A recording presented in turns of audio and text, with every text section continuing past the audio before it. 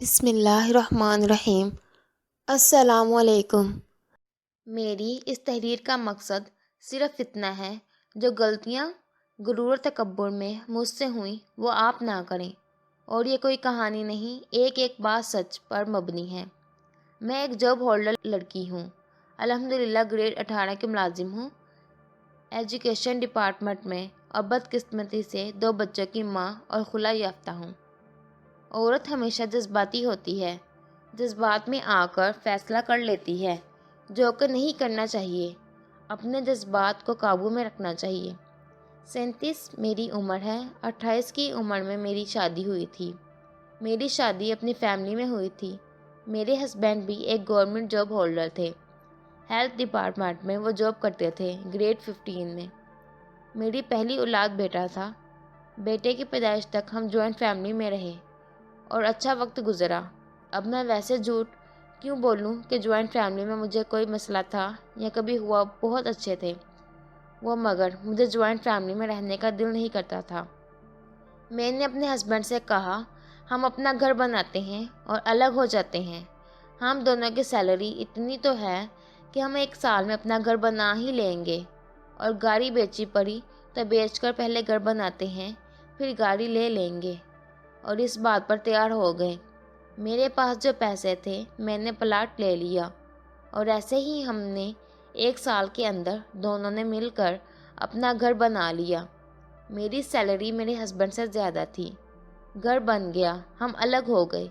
الگ ہونے کے بعد گھر میں چھوٹے موٹے مسئلے تو ہوتے ہیں، ہر گھر میں ہوتے ہیں، مگر سچ بولوں تو مجھے اپنی نوکری پر بڑا غرور تھا، اور میں اپنی نوکری کو ہی سب کچھ سمجھ بیٹھی تھی، جو کہ میری لائف کی سب سے بڑی بیوقوفی تھی، جو آج مجھے سمجھ آ رہی ہے۔ پھر میری بیٹی کی پیدائش ہوئی، اور یہاں ایک بات یاد رکھنا، عورت کی اصل دشمن ایک عورت ہی ہوتی ہے۔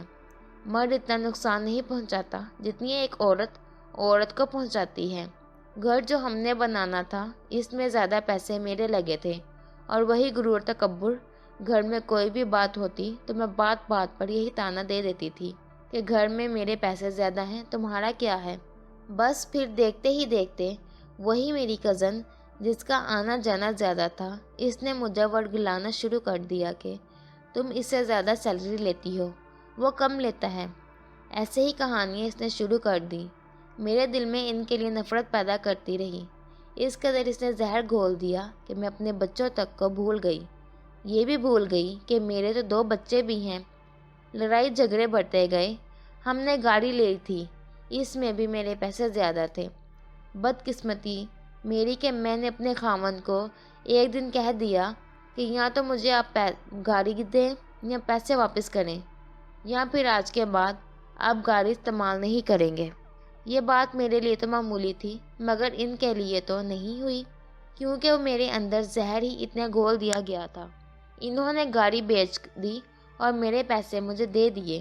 میرے جو خاوند تھے، ان کے بڑے بھائی کینیڈا میں رہتے ہیں۔ وہ گھر آئے، 3 ماہ رہے، اور واپسی جاتے انہوں نے گاڑی اپنے بھائی کو دے دی۔ وہ کافی مہنگی گاڑی تھی۔ مجھ سے نہ برداشت ہوئی تو میں نے ایک دن مطالبہ کر دیا کہ گھر میں میرے جو پیسے لگے ہیں مجھے واپس کرو۔ اور یہاں پر ایک اٹل حقیقت وہ یہ کہ یہ سب کچھ میں اسی لیے واپس لے رہی تھی کہ میں اپنی اسی کزن کی باتوں میں آ کر خلا کا فیصلہ کر چکی تھی۔ اللہ اس کو بھی ہدایت دے، مگر جو ایسے کسی کا گھر برباد کرتا ہے، خدا اسے بھی کبھی خوش رہنے نہیں دیتا، خوش وہ بھی آج نہیں۔ انہوں نے وہ گاڑی بیچی اور مجھے میرے پیسے واپس کر دیے۔ باقی جو پیسے بچے تھے، انہوں نے نوکری چھوڑ دی اور ان پیسوں سے اپنا بزنس شروع کر دیا۔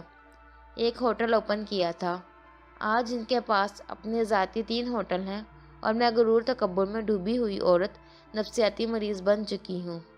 جب وہ پیسے مجھے مل گئے، میں نے طلاق کا مطالبہ کر دیا۔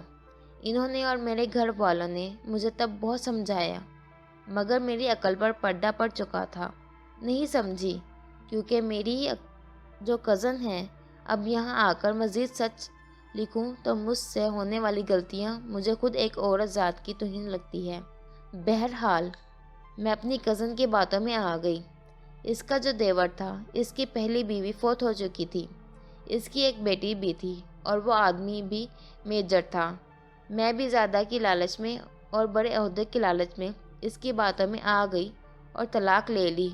اور میری زندگی کی دوسری سب سے بڑی غلطی طلاق۔ مجھے انہوں نے ایک شرط رکھ کر دی تھی کہ میں بچے تمہیں نہیں دوں گا۔ میں نے شرط کو قبول کیا اور طلاق لے لی۔ عدت پوری ہونے کے بعد میری کزن نے اپنے دیور کے ساتھ شادی کروا دی۔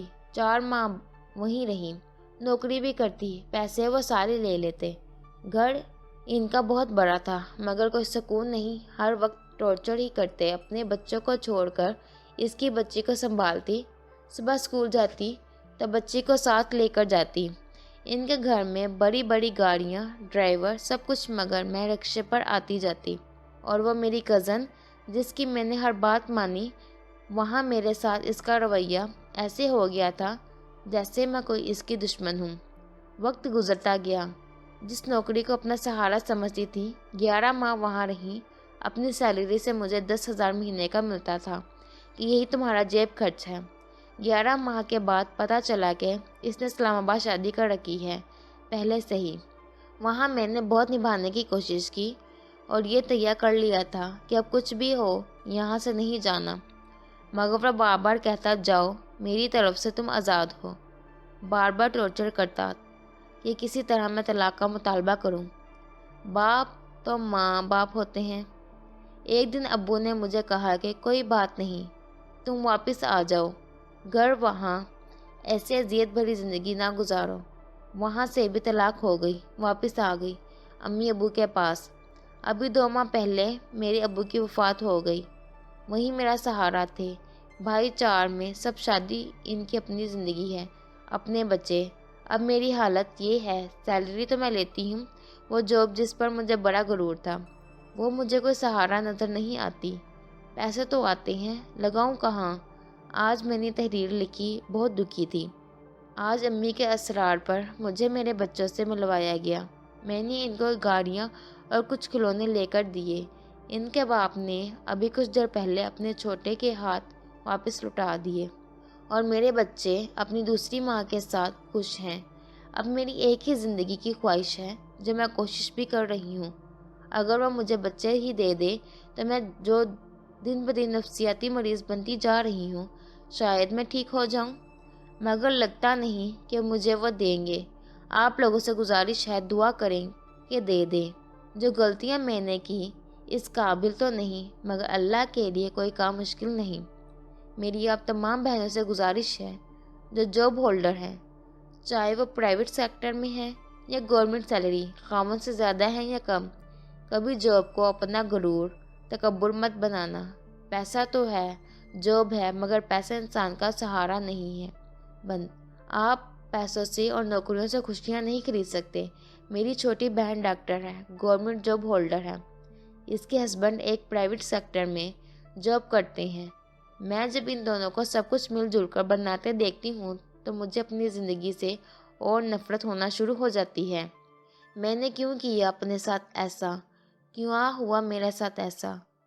عموماً پوسٹ دیکھنے کو ملتی ہے، مرد یہ ہے وہ ہے، کوئی شک نہیں ہوتے ہیں مرد بھی ایسے، مگر عورتیں بھی بہت زیادہ ایسی ہوتی ہیں جو غرور اور تکبر میں اپنا خود برباد کر دیتی ہیں، پھر پچھتاوا وہیں رہ جاتا ہے۔ اور میری بہنوں کو کبھی بھی کسی عورت کی بات میں آ کر اپنا گھر برباد مت کرنا، عورت ہی عورت کی دشمن ہے، یہ کبھی مت بھولنا۔ مجھے اتنی ٹھوکریں کھا کر سمجھ آئی کہ بے شک آپ کے پاس جاب ہو، بہت بڑی نوکری ہو، بہت بڑی انکم ہو، مگر ایک مرد کے بغیر عورت نامکمل ہے، اور ایک مرد عورت کے بغیر نامکمل ہے۔ یہی فیملی ہوتی ہے، میاں بیوی بچے۔ اس کے علاوہ کوئی چیز آپ کو کبھی خوش نہیں دے سکتی۔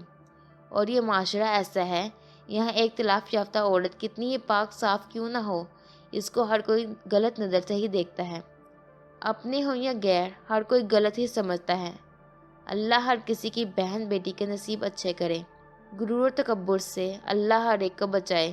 میرے لیے دعا کرنا، اللہ کوئی بہتری والا معاملہ کرے، ورنہ جس قدر میں نفسیاتی مریض بنتی جا رہی ہوں، میرے پاس یہ نوکری بھی نہیں رہے گی۔